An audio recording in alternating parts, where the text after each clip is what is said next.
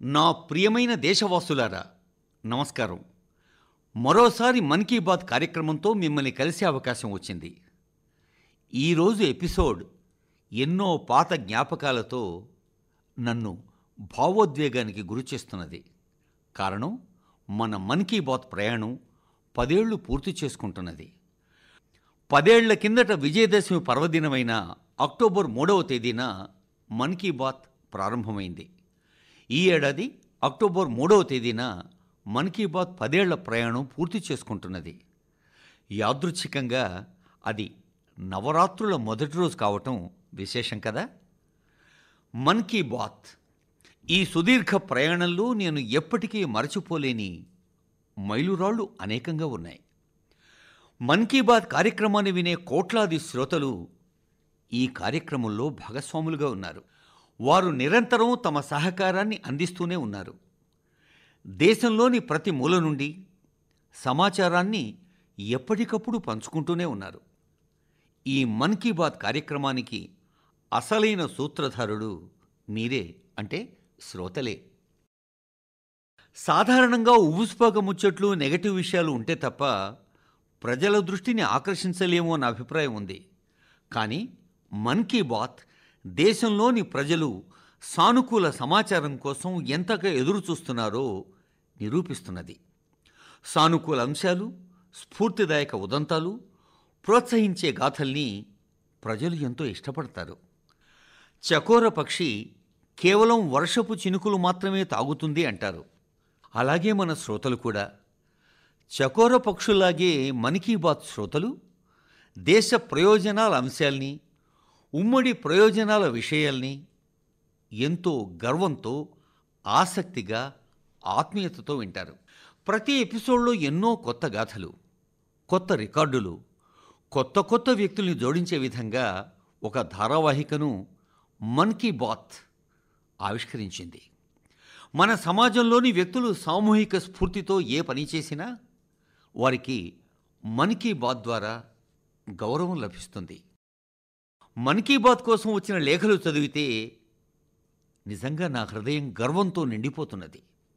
మన దేశంలో దేశసేవ, సమాజ సేవ పట్ల గొప్ప అభిరుచి ఉండే చాలామంది ప్రతిభావంతులు ఉన్నారు. తమ జీవితాన్ని నిస్వార్థంగా దేశం కోసం, సమాజం కోసం అంకితం చేస్తారు. వారి గురించి తెలుసుకున్నప్పుడు నాలో ఒక కొత్త శక్తి ఆవహిస్తుంది. మన్ కీ బాత్లోని ఈ మొత్తం ప్రక్రియ నేను గుడికి వెళ్ళి భగవంతుని దర్శనం చేసుకున్నట్టుగా అనుభూతి చెందుతాను. మన్ కీ బాత్లోని ప్రతి విషయం, ప్రతి సంఘటన, ప్రతి లేఖ గుర్తుకొచ్చినప్పుడు ప్రజల రూపంలో ఉన్న దేవుణ్ణి చూస్తున్నట్టుగా భావిస్తాను. భగవంతుడి రూపంగానే ప్రజల్ని భావిస్తాను. ఆ భగవంతుని రూపాన్ని నేను దర్శిస్తున్నాను. మిత్రులారా, రేడియో, అదే మన ఆకాశవాణి, దూరదర్శన్, ప్రసార భారతిలోని వాహికలతో అనుబంధంగా ఉన్న అందరినీ ఈరోజు నేను మనస్ఫూర్తిగా అభినందిస్తున్నాను. శ్రోతల, వీక్షకుల అవిశ్రాంత ప్రయత్నాల కారణంగా మన్ కీ బాత్ ఈ ముఖ్యమైన మైలురాయిని చేరుకుంది. మన్ కీ బాత్ కార్యక్రమాన్ని ప్రసారం చేసిన టీవీ ఛానళ్లకు, ప్రాంతీయ టీవీ ఛానళ్లకు ధన్యవాదాలు తెలియజేస్తున్నాను. మన్ కీ బాత్ ద్వారా లేవనెత్తిన అంశాలపై కొన్ని మీడియా సంస్థలు ప్రత్యేకంగా ప్రచారాన్ని కూడా నిర్వహించాయి. వారికి కూడా నా కృతజ్ఞతలు. ప్రింట్ మీడియాకు, మన్ కీ బాత్పై అనేక కార్యక్రమాలు చేసిన యూట్యూబర్లకు కూడా నా ధన్యవాదాలు. ఈ కార్యక్రమం దేశంలోని 22 భాషలతో పాటు 12 విదేశీ భాషల్లో కూడా ప్రసారమవుతున్నది. మన్ కీ బాత్ కార్యక్రమాన్ని తమ ప్రాంతీయ భాషలో విన్నామని శ్రోతలు చెబుతూ ఉంటే నిజంగా నాకు ఎంతో ఆనందంగా ఉంటుంది. మన్ కీ బాత్ కార్యక్రమం ఆధారంగా క్విజ్ కార్యక్రమాలు కూడా నిర్వహిస్తున్నారని మీలో చాలామందికి తెలుసు కదా. ఇందులో ఎవరైనా పాల్గొనవచ్చు. mygov.in వెబ్సైట్ను సందర్శించటం ద్వారా మీరు కూడా పాల్గొనవచ్చు, బహుమతులు గెలుచుకోనవచ్చు. ఈ గొప్ప సందర్భంలో నేను మీ అందరి నుంచి మరోసారి ఆశీర్వాదాలు కోరుతున్నాను. స్వచ్ఛమైన మనసుతో, పరిపూర్ణమైన అంకిత భావంతో నేను ఇదే విధంగా భారతదేశ ప్రజలందరి గొప్పతనాన్ని కీర్తిస్తూనే ఉంటాను. మనమందరం ఇదే విధంగా మన దేశ సామూహిక శక్తిని ఒక ఉత్సవంగా, మహోత్సవంగా జరుపుకుందాం. ఇదే ఆ భగవంతుడితో నా ప్రార్థన. నరరూపంలో ఉన్న నారాయణులతో కూడా నా ప్రార్థన ఇదే. నా ప్రియమైన దేశ ప్రజలారా, గత కొన్ని వారాలుగా దేశంలోని అనేక ప్రాంతాల్లో విస్తారంగా వానలు పడుతూ ఉన్నాయి. జల సంరక్షణ ప్రాధాన్యతను వర్షాకాలం గుర్తు చేస్తున్నది కదా. వర్షపు రోజుల్లో పొదుపు చేసుకున్న నీళ్లు నీటి సంక్షోభ సమయంలో ఎంతగానో ఉపయోగపడతాయి. క్యాచ్ ది రెయిన్, ఇలాంటి ప్రచారాల వెనుక ఉన్న భావన ఇదే. నీటి సంరక్షణ కోసం చాలామంది కొత్త కార్యక్రమాలు చేపడుతున్నందుకు నేను సంతోషిస్తున్నాను. అలాంటి ఒక ప్రయత్నం ఉత్తరప్రదేశ్లో కనిపించింది. నీటి కొరతకు గుర్తింపు పొందిన ఝాన్సీ, బుందేల్ఖండ్లో ఉంది అని మీకు తెలుసు. ఝాన్సీలో స్వయం సహాయక బృందంతో అనుబంధం ఉన్న మహిళలు ఘురారీ నదికి కొత్త జీవితాన్ని ఇచ్చారు. జల్ సహేలీగా మారి ఈ ఉద్యమానికి మహిళలు నాయకత్వం వహించారు. దాదాపు మృతస్థితిలో ఉన్న ఘురారీ నదిని ఆ తల్లులు రక్షించిన తీరు ఊహకు కూడా అందనంత గొప్పది. ఈ జల్ సహేలీలు ఇసుకను బస్తాలలో నింపి ఒక చెక్ డ్యాంను సిద్ధం చేశారు. వర్ష నీరు ఏమాత్రం వృధా కాకుండా కాపాడారు. నదిని నీటితో నింపారు.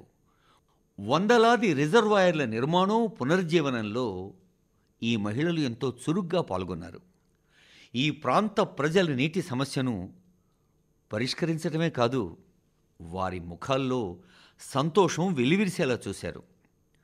మిత్రులారా, కొన్ని చోట్ల జలశక్తిని నారీశక్తి పెంచుతుంది, మరికొన్ని చోట్ల నారీశక్తిని జలశక్తి బలోపేతం చేస్తుంది. మధ్యప్రదేశ్లోని స్ఫూర్తిదాయక ప్రయత్నాల గురించి 2 సంఘటనలు నాకు తెలిసాయి. ఇక్కడ డిండౌరీలోని రాయ్పురా గ్రామంలో పెద్ద చెరువు కట్టడం వల్ల భూగర్భ జలాలు గణనీయంగా పెరిగాయి. దీనివల్ల అక్కడి మహిళలకు ఎంతో లబ్ధి చేకూరింది. అక్కడి శారదా జీవనోపాధి స్వయం సహాయక బృందంలోని మహిళలు చేపల పెంపకం ద్వారా వ్యాపారాన్ని కూడా మొదలుపెట్టారు. ఫిష్ పార్లను కూడా ఆరంభించారు. అక్కడ వారి ఆదాయం కూడా చేపల విక్రయం వల్ల ఎంతో పెరుగుతూ వస్తున్నది. మధ్యప్రదేశ్లోని ఛతర్పూర్ మహిళల ప్రయత్నాలు కూడా మనం తప్పకుండా ప్రశంసించాలి. అక్కడి ఖోప్ గ్రామంలో పెద్ద చెరువు ఎండిపోవటంతో అక్కడి మహిళలు దాని పునరుజ్జీవనం కోసం కృషి చేశారు. హర్ బగియా స్వయం సహాయక బృందానికి చెందిన ఈ మహిళలు చెరువులోని పూడిక మట్టిని పెద్ద మొత్తంలో తీశారు. చెరువులోంచి వచ్చిన పూడిక మట్టితో అందరూ బంజరు భూమిలో ఫలవనాన్ని సిద్ధం చేశారు. ఈ మహిళల కృషి వల్ల చెరువు పుష్కలంగా నిండటమే కాకుండా పంట దిగుబడి కూడా గణనీయంగా పెరిగింది. దేశంలోని ప్రతి మూలలో జరుగుతున్న ఇటువంటి నీటి సంరక్షణ ప్రయత్నాలు నీటి సంక్షోభాన్ని ఎదుర్కోవటంలో చాలా సహాయకారిగా ఉంటాయి. మీ చుట్టూ జరుగుతున్న అలాంటి ప్రయత్నాల్లో మీరు కూడా తప్పకుండా పాల్గొంటారని నాకు నమ్మకం ఉంది. నా ప్రియమైన దేశవాసులారా, ఉత్తరాఖండ్లోని ఉత్తరకాశీలో ఝాలా అనే సరిహద్దు గ్రామం ఉంది. అక్కడి యువకులు తమ గ్రామాన్ని పరిశుభ్రంగా ఉంచుకునేందుకు ప్రత్యేక చొరవ తీసుకున్నారు. వారు తమ గ్రామంలో ధన్యవాదాలు ప్రకృతి, థ్యాంక్ యూ నేచర్ అనే ప్రచారాన్ని నిర్వహిస్తున్నారు. ఇందులో భాగంగా ప్రతిరోజు 2 గంటల పాటు గ్రామాన్ని శుభ్రం చేస్తున్నారు. గ్రామంలోని వీధుల్లో ఉన్న చెత్తను సేకరించి గ్రామం వెలుపల నిర్దేశించిన స్థలంలో వేస్తారు. దీంతో ఝాలా గ్రామం కూడా పరిశుభ్రంగా మారింది. ప్రజల్లోనూ అవగాహన కల్పిస్తున్నారు. ప్రతి గ్రామం, ప్రతి వీధి, ప్రతి ప్రాంతం ఇలాంటి థ్యాంక్ యూ నేచర్ ప్రచారాన్ని ప్రారంభిస్తే ఎంత పరివర్తన వస్తుందో ఒక్కసారి ఆలోచించండి. మిత్రులారా, పుదుచ్చేరి సముద్ర తీరంలో పరిశుభ్రతపై అద్భుతమైన ప్రచారం జరుగుతున్నది. అక్కడ రమ్య అనే మహిళ మాహే మున్సిపాలిటీతో పాటు ఆ పరిసర ప్రాంతాల యువ బృందానికి నాయకత్వం వహిస్తున్నారు. తమ కృషితో మాహే ప్రాంతాన్ని, ముఖ్యంగా అక్కడి బీచ్లను పూర్తిగా పరిశుభ్రంగా తీర్చిదిద్దుతున్నారు ఈ బృందంలోని వ్యక్తులందరూ కలిసి. మిత్రులారా, నేనిక్కడ 2 ప్రయత్నాల గురించి మాత్రమే చర్చించాను. కానీ మనం మన చుట్టూ చూస్తే దేశంలోని ప్రతి ప్రాంతంలో పరిశుభ్రతకు సంబంధించి ఏదో ఒక ప్రత్యేకమైన ప్రయత్నం ఖచ్చితంగా జరుగుతూనే ఉంది అని తెలుస్తోంది. మరికొద్ది రోజుల్లో, అంటే అక్టోబర్ 2వ తేదీన స్వచ్ఛ భారత్ మిషన్ 10 ఏళ్లు పూర్తి చేసుకుంటున్నది. భారతదేశ చరిత్రలోనే ఇది అత్యంత పెద్ద ప్రజా ఉద్యమం. ఈ ఉద్యమంలో పాల్గొన్న వారందరినీ అభినందించటానికి ఇదొక అద్భుత సందర్భం. జీవితాంతం ఈ లక్ష్యం కోసమే అంకితభావంతో నిలిచిన మహాత్మా గాంధీజీకి ఇదే మన నిజమైన నివాళి. మిత్రులారా, ఈరోజు స్వచ్ఛ భారత్ మిషన్ విజయంతో వ్యర్థాల నుండి సంపద అనే మంత్రం ప్రజల్లో ప్రాచుర్యం పొందుతున్నది. ప్రజలు రెడ్యూస్, రీయూస్, రీసైకిల్ వంటి పదాల్ని పదే పదే మాట్లాడడం ప్రారంభించారు. వాటికి ఉదాహరణలు ఇవ్వటం మొదలుపెట్టారు. కేరళలోని కోళికోడ్లో ఒక అద్భుతమైన ప్రయత్నం గురించి నేను తెలుసుకున్నాను. అక్కడ 74 ఏళ్ల వయస్సున్న సుబ్రహ్మణ్యన్ గారు 23,000కు పైగా కుర్చీలకు మరమ్మతులు చేసి 23,000 కుర్చీల్ని మళ్ళీ ఉపయోగించుకునేలా మార్చారు. ప్రజలు ఆయన్ని రెడ్యూస్, రీయూజ్, రీసైకిల్ అంటే RRR, RRR ఛాంపియన్ అని కూడా పిలుస్తున్నారు. Kozhikode civil station, PWD, LIC కార్యాలయాల్లో ఆయన చేసిన ఈ అపూర్వ ప్రయత్నాలు మన కళ్ళ కనిపిస్తున్నాయి.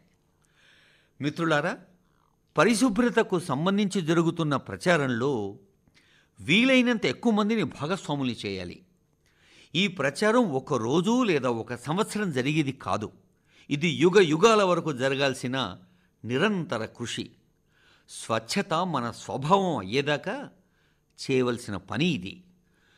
మీ కుటుంబ సభ్యులు, స్నేహితులు, పొరుగువారు లేదా సహోద్యోగులతో కలిసి పరిశుభ్రతా ప్రచారంలో మీరందరూ పాల్గొనాలి అని నా ప్రగాఢ వాంఛ.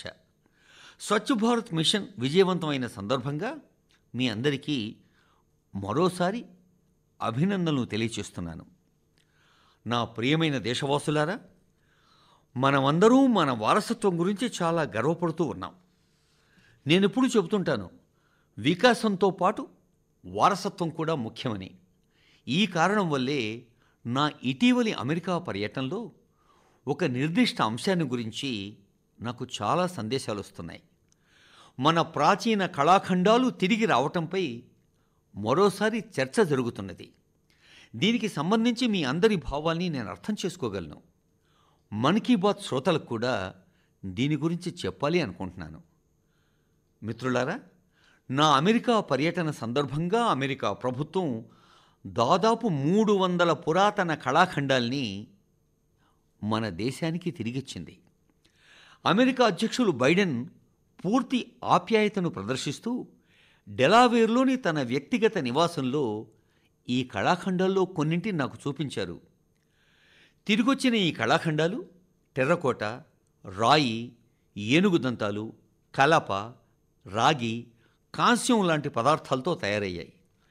వీటిలో చాలా వస్తువులు 4,000 ఏళ్ల క్రిందటివి.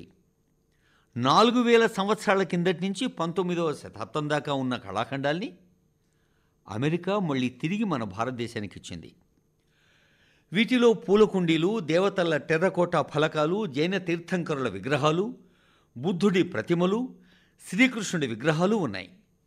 తిరిగొచ్చిన వస్తువుల్లో చాలా జంతువుల బొమ్మలు కూడా ఉన్నాయి.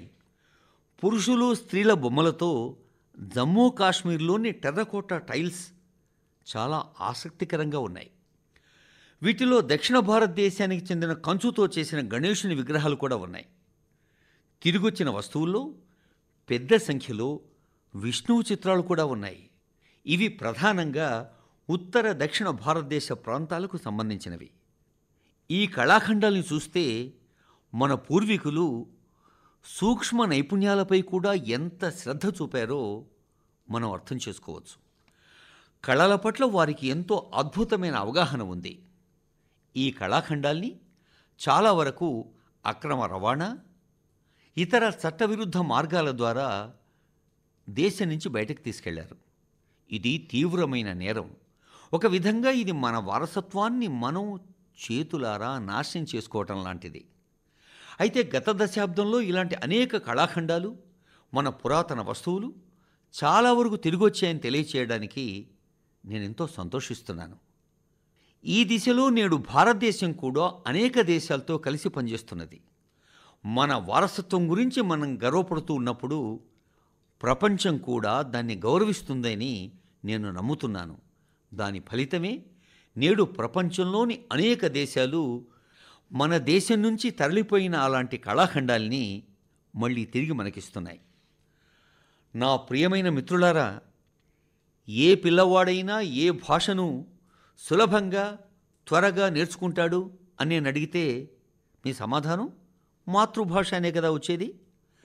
మన దేశంలో దాదాపు 20,000 భాషలు, మాండలికాలు ఉన్నాయి.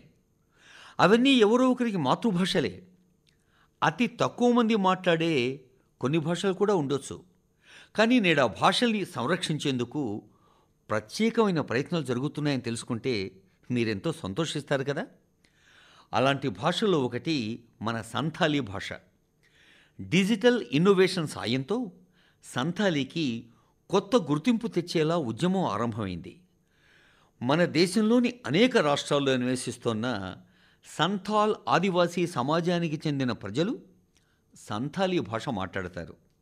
భారతదేశంతో పాటు బంగ్లాదేశ్, నేపాల్, భూటాన్లలో కూడా సంతాలీ మాట్లాడే ఆదివాసీ సమాజాలు ఉన్నాయి. ఒడిశాలోని మయూర్భంజ్లో నివసిస్తున్న రామ్జిత్ టుడు గారు సంథాలీ భాష ఆన్లైన్ గుర్తింపు పొందేందుకు ఒక ప్రత్యేక ఉద్యమాన్ని నిర్వహిస్తున్నారు. రామ్జిత్ గారు డిజిటల్ వేదికను సృష్టించారు. ఇక్కడ సంథాలీ భాషకు సంబంధించిన సాహిత్యాన్ని సంథాలీ భాషలో చదవచ్చు, రాయొచ్చు. కొన్ని సంవత్సరాల క్రితం రామ్జిత్ గారు మొబైల్ ఫోన్ ఉపయోగించటం ప్రారంభించినప్పుడు తన మాతృభాషలో సందేశాలు పంపలేనందుకు ఆయన బాధపడ్డారు. ఆ తర్వాత సంతాలీ భాష లిపి ఓల్చికీని టైప్ చేసే అవకాశాన్ని అన్వేషించటం ప్రారంభించారు. తన సహోద్యోగుల సహాయంతో ఓల్చికీలో టైపింగ్ చేసే సాంకేతికతను అభివృద్ధి చేశారు. నేడు ఆయన కృషి వల్ల సంతాలీ భాషలో రాసిన వ్యాసాలు లక్షలాది మందికి చేరుతున్నాయి. మిత్రులారా, మన దృఢ సంకల్పానికి సామూహిక భాగస్వామ్యం తోడైతే యావత్ సమాజానికి అద్భుతమైన ఫలితాలు వస్తాయి. దీనికి తాజా ఉదాహరణ ఏక్ పేడ్ మాకే నామ్. ఈ ప్రచారం అద్భుతంగా నిలిచింది. ప్రజల భాగస్వామ్యానికి ఇటువంటి ఉదాహరణ నిజంగా చాలా స్ఫూర్తిదాయకం. పర్యావరణ పరిరక్షణ కోసం ప్రారంభించిన ఈ ప్రచారంలో దేశం నలుమూలలోని ప్రజలు అద్భుతాలు చేశారు. ఉత్తరప్రదేశ్, గుజరాత్, మధ్యప్రదేశ్, రాజస్థాన్, తెలంగాణ రాష్ట్రాలు లక్ష్యానికి మించి మొక్కలు నాటి సరికొత్త రికార్డు సృష్టించాయి. ఈ ప్రచారం కింద ఉత్తరప్రదేశ్లో 26 కోట్లకు పైగా మొక్కలు నాటారు. గుజరాత్ ప్రజలు 15 కోట్లకు పైగా మొక్కలు నాటారు. ఒక ఆగస్టు నెలలోనే రాజస్థాన్లో 6 కోట్లకు పైగా మొక్కల్ని నాటారు. దేశంలోని వేలాది పాఠశాలలు కూడా ఈ ప్రచారంలో చురుగ్గా పాల్గొంటున్నాయి. మిత్రులారా, చెట్ల పెంపకానికి సంబంధించిన అనేక ఉదాహరణలు మన దేశంలో వెలుగులోకి వస్తూనే ఉన్నాయి. అలాంటి ఒక ఉదాహరణ తెలంగాణకు చెందిన కెఎన్ రాజశేఖర్ గారిది. మొక్కలు నాటడం పట్ల ఆయనకున్న నిబద్ధత మనందరినీ ఆశ్చర్యపరుస్తుంది. 4 ఏళ్ల క్రితం మొక్కలు నాటే కార్యక్రమాన్ని ఆయన ప్రారంభించారు. రోజూ ఓ మొక్క తప్పకుండా నాటాలి అని నిర్ణయించుకున్నారు. ఆయన ఈ ఉద్యమాన్ని కఠినమైన వ్రతంలా పాటించారు. ఆయన 1500కు పైగా మొక్కలు నాటారు. ఈ ఏడాది ప్రమాదానికి గురైన తర్వాత కూడా ఆయన తన దృఢ సంకల్పాన్ని వదలకపోవటం అత్యంత గొప్ప విషయం. అలాంటి ప్రయత్నాలన్నింటినీ నేను హృదయపూర్వకంగా అభినందిస్తున్నాను. ఈ పవిత్ర ఉద్యమం ఏక్ పేడ్ మాకే నామ్లో చేరాలి అని నేను మిమ్మల్ని కూడా అభ్యర్థిస్తున్నాను. నా ప్రియమైన మిత్రులారా, విపత్తులోనూ ధైర్యం కోల్పోకుండా దాని నుంచి నేర్చుకునే కొంతమంది మన చుట్టూ ఉన్నారు అని మీరు గమనించాలి. అటువంటి మహిళ సుభాశ్రీ. ఆమె తన ప్రయత్నాల్లో అరుదైన చాలా ఉపయోగకరమైన మూలికలతో కూడిన అద్భుతమైన తోటను సృష్టించారు. ఆమె తమిళనాడులోని మధురై నివాసి, వృత్తిరీత్యా ఉపాధ్యాయురాలు. ఆమెకు ఔషధ మొక్కలు, వైద్య మూలికల పట్ల ఎంతో మక్కువ. 80వ దశకంలో ఆమె తండ్రి విషపూరితమైన పాముకాటు గురైనప్పుడు వీటి మీద ఆసక్తి ఆరంభమైంది ఆ టీచర్లో. అప్పుడు సాంప్రదాయిక మూలికలు ఆమె తండ్రి ఆరోగ్యాన్ని మెరుగుపరచడంతో అటువైపు ఆమె దృష్టి కేంద్రీకరించింది. ఆ మూలికలు చాలా సాయపడ్డాయి. ఈ సంఘటన తర్వాత ఆమె సాంప్రదాయిక ఔషధాలు, మూలికల కోసం ప్రత్యేక అన్వేషణ ఆరంభించారు. నేడు మధురైలోని వెరిచియూర్ గ్రామంలో ఒక ప్రత్యేకమైన హెర్బల్ గార్డెన్ను రూపకల్పన చేశారామె. ఇందులో 500 కంటే ఎక్కువ అరుదైన ఔషధ మొక్కలు ఉన్నాయి. ఈ తోటను సిద్ధం చేయటానికి తను చాలా కష్టపడ్డారు. ప్రతి మొక్కను కనుగొనడానికి చాలా దూరం ప్రయాణించి సమాచారాన్ని సేకరించారు. చాలాసార్లు ఇతర వ్యక్తుల నుంచి సాయం కూడా తీసుకున్నారు. కోవిడ్ సమయంలో ప్రజలకు రోగ నిరోధక శక్తిని పెంచే మూలికల్ని పంపిణీ చేశారు. నేడు ఆమె రూపకల్పన చేసిన హెర్బల్ గార్డెన్ని చూడటానికి సుదూర ప్రాంతాల నుంచి కూడా ఎంతోమంది ప్రజలు వస్తూ ఉన్నారు. మూలికల మొక్కలు, వాటి ఉపయోగాల గురించిన సమాచారాన్ని తాను అందరికీ వివరిస్తారు. 100 ఏళ్లుగా మన సంస్కృతిలో భాగమైన మన సంప్రదాయ వారసత్వాన్ని సుభాశ్రీ గారు ముందుకు తీసుకెళ్తున్నారు. ఆమె హెర్బల్ గార్డెన్ మన గతాన్ని భవిష్యత్తుతో అనుసంధానం చేస్తున్నది. ఆమెకు మన శుభాకాంక్షలు. మిత్రులారా, పరివర్తన చెందుతున్న ఈ కాలంలో ఉద్యోగాల స్వభావాలు మారిపోతున్నాయి. కొత్త కొత్త రంగాలు పుట్టుకొస్తున్నాయి. Gaming, animation, reel making, film making లేదా పోస్టర్ మేకింగ్ ఇలాంటివెన్నో. మీరు ఈ నైపుణ్యాలు దేంట్లో అయినా బాగా చేయగలిగితే మీ ప్రతిభకు భారీ వేదిక లభిస్తుంది. మీరు బ్యాండుతో అనుసంధానమై ఉంటే లేదా కమ్యూనిటీ రేడియో కోసం పనిచేస్తే మీకు కూడా మంచి అవకాశాలు లభిస్తాయి. మీ ప్రతిభను, సృజనాత్మకతను ప్రోత్సహించేందుకు భారత ప్రభుత్వ సమాచార ప్రసార మంత్రిత్వ శాఖ క్రియేట్ ఇన్ ఇండియా అనే థీమ్తో 25 సవాళ్లను ప్రారంభించింది. మీకు ఖచ్చితంగా ఈ సవాళ్లు ఆసక్తికరంగా ఉంటాయి.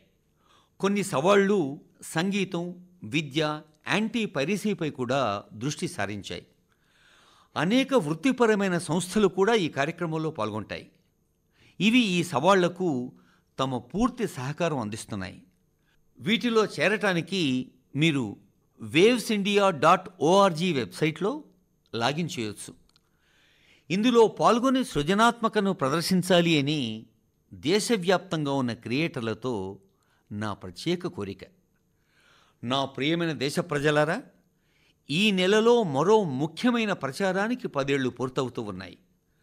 ఈ ప్రచారం విజయవంతం కావటంలో దేశంలోని పెద్ద పెద్ద పరిశ్రమల నుంచి చిన్న చిన్న దుకాణదారుల దాకా ప్రతి ఒక్కరి సహకారం ఎంతో ఉంది. నేను మేక్ ఇన్ ఇండియా గురించి మాట్లాడుతున్నాను.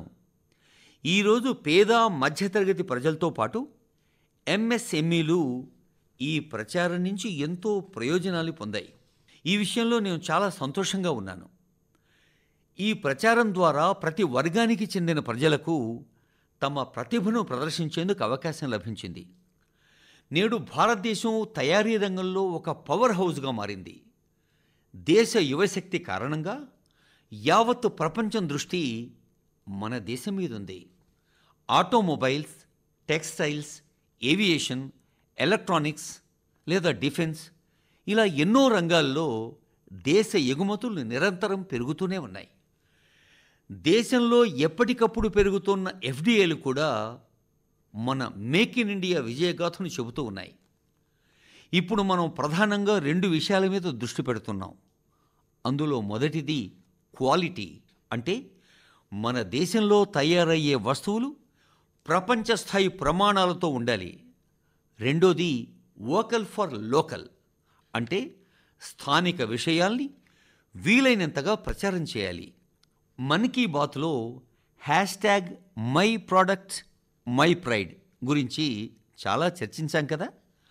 స్థానిక ఉత్పత్తులను ప్రోత్సహించటం వల్ల దేశ ప్రజలు ఎలా ప్రయోజనం పొందుతారో ఒక ఉదాహరణతో అర్థం చేసుకోవచ్చు. మహారాష్ట్రలోని భండారా జిల్లాలో టెక్స్టైల్స్లో పాత వారసత్వం ఉంది. దాని పేరు bhandara tussar silk handloom. Tussar silk దాని డిజైన్, దాని రంగు, దృఢత్వానికి ఎంతో ప్రత్యేకమైంది, ప్రసిద్ధి చెందింది కూడా. భండారాలోని కొన్ని ప్రాంతాల్లో 50కి పైగా స్వయం సహాయక బృందాలు దీన్ని పరిరక్షించే పనిలో నిమగ్నమై ఉన్నాయి. ఇందులో మహిళల భాగస్వామ్యం అధికంగా ఉంది. ఈ సిల్క్ బాగా ప్రాచుర్యం పొందుతున్నది. స్థానిక సమాజాలకు సాధికారత కల్పిస్తోంది. ఇది మన మేక్ ఇన్ ఇండియా స్ఫూర్తి. మిత్రులారా, ఈ పండుగ సీజన్లో మీరు మీ పాత తీర్మానాన్ని పునరావృతం చేయాలి. మీరు ఏది కొనుగోలు చేసినా అది మేడ్ ఇన్ ఇండియా అయి ఉండాలి. మీరు ఏది బహుమతిగా ఇచ్చినా కూడా అది మేడ్ ఇన్ ఇండియా అయి ఉండాలి. కేవలం మట్టి దీపాలు కొనటం, వోకల్ ఫర్ లోకల్ కాదు. మీరు మీ ప్రాంతంలో తయారైన స్థానిక ఉత్పత్తుల్ని వీలైనంత ఎక్కువగా ప్రచారం చేయాలి. భారతదేశ మట్టితో, భారతీయ శిల్పి చెమటతో తయారు చేసిన ఏదైనా ఉత్పత్తి మనకెంతో గర్వకారణం. మనం ఎల్లప్పుడూ ఈ గర్వాన్ని జోడిస్తూనే ఉండాలి. మిత్రులారా, ఈ మన్ కీ బాత్ ఎపిసోడ్లో మీతో అనుసంధానం అవటం నాకు చాలా సంతోషంగా ఉంది. దయచేసి ఈ కార్యక్రమానికి సంబంధించిన మీ ఆలోచనలు, సూచనలు మాకు పంపండి. మీ ఉత్తరాలు, సందేశాల కోసం నేను ఎదురుచూస్తున్నాను. మరికొద్ది రోజుల్లో పండుగల సీజన్ ప్రారంభమవుతుంది. ఇది నవరాత్రుల నుంచి ఆరంభమవుతుంది. తరువాతి 2 నెలల వరకు పూజలు, వ్రతాలు, పండగలు, ఉత్సాహం, ఆనందాల వాతావరణం మన చుట్టూ ప్రవహిస్తూనే ఉంటుంది. రాబోయే పండుగలన్నింటికీ మీ అందరికీ నా హృదయపూర్వక శుభాకాంక్షలు. మీరందరూ మీ కుటుంబంతో, మీ ప్రియమైన వారితో ప్రతి పండుగను ఆనందిస్తారని ఆశిస్తున్నాను. మీ ఆనందంలో ఇతరుల్ని భాగస్వాములుగా మార్చుకోండి. వచ్చే నెల మన్ కీ బాత్లో మరికొన్ని కొత్త అంశాలతో మళ్ళీ కలుద్దాం. మీ అందరికీ చాలా చాలా ధన్యవాదాలు.